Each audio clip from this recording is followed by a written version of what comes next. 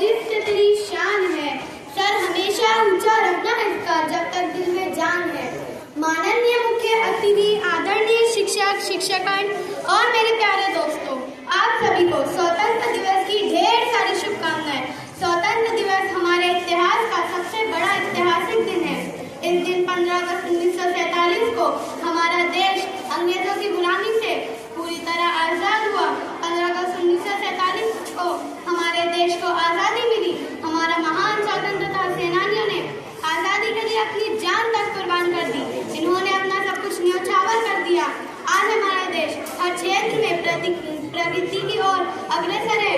हमारे देश आज हर दिन अलग क्षेत्र में एक नया अध्याय लिख रहा है। आज हमारे देश की सेनानी ताकत इतनी अच्छी है कि दुनिया भर में इसकी मिसाल दी जाती है। स्वतंत्र दिवस हमारे इतिहास का सबसे बड़ा ऐतिहासिक दिन है। न जियो धर्म के नाम पर, न मेरे नाम पर, इंसानियत ही धर्म है, बस जियो वतन के नाम पर। अस्सलाम वालेकुम।